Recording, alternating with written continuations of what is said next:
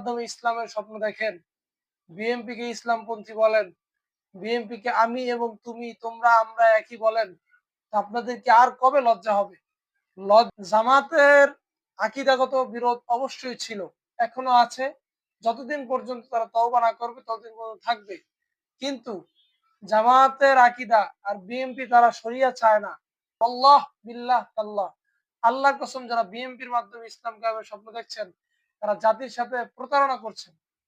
হুজুর নামক মুজুর দের থেকে আল্লাহ হেফাজত করুক। মুজুর কেন বললাম? তারা বিএনপির মুজুরি খাটে, বিএনপির মাধ্যমে ক্ষমতায় যেতে চায়। আসসালামু আলাইকুম ওয়া রাহমাতুল্লাহি ওয়া বারাকাতুহু। কাছে এবং দূরে যে যেখান থেকে ভিডিওটি দেখছেন সকলকে জানাচ্ছি ধন্যবাদ। আলহামদুলিল্লাহ, আজকে আমাদের বাংলাদেশে আন্তর্জাতিক খতমে নবুয়ত ইসলামী মহাসম্মেলন অনুষ্ঠিত হয়েছে। তো আমরা কিন্তু ধর্মপ্রাণ মুসলমান সকলেই দলমত নির্বিশেষে সেখানে উপস্থিত ছিলাম। তো এখানে যে বিষয়টি অত্যন্ত দুঃখের, সেটি হচ্ছে আমাদের বিএনপির সালাউদ্দিন সাহেব, তিনি এত চেষ্টা করার পরেও একটা বার তার মুখ থেকে বের হলো না, কাদিয়ানি কাফের, আমরা এই আইনটা রাষ্ট্রে ক্ষমতায় গেলে বাস্তবায়ন করব। তিনি বারবার শুধু এই আইন সেই আইন। তো তিনি তার এক বক্তব্যে বলেছিলেন মদিনার ইসলাম নাকি কায়েম করবেন।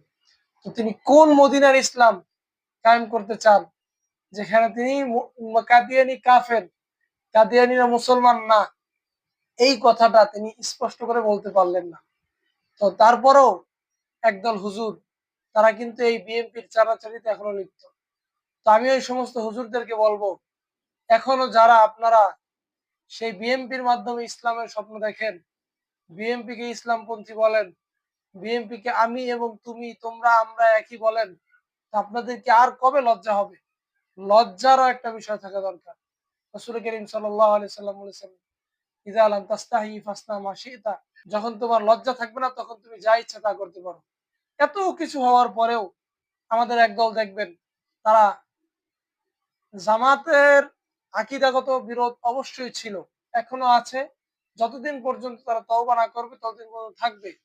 কিন্তু জামাতের আকীদা আর বিএনপি তারা শরিয়া চায় না, তারা ইসলামী রাষ্ট্র চায় না। তাদের আকীদা কি কখনো এক হতে পারে? এরপর হুজুররা এই যে দেখবেন আপনার বিএনপি কে তারা হাইলাইট করবে, বিএনপির মাধ্যমে তারা ইসলাম কায়েমের স্বপ্ন দেখে। আল্লাহ তাআলা এই সমস্ত হুজুরদের ধোঁকা থেকে জাতিকে হেফাজত করুক। ওই সমস্ত আলেম নামক দাজ্জালদের থেকে আল্লাহ তাআলা জাতিকে হেফাজত করুক। এর থেকে আর বেশি কিছুই বলার নেই।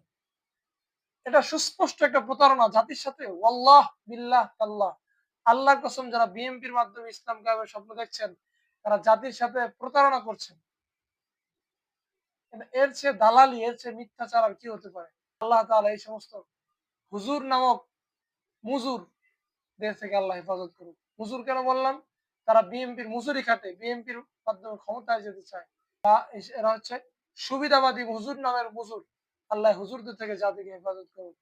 আসসালামু আলাইকুম ওয়া রাহমাতুল্লাহি ওয়া বারাকাতুহু।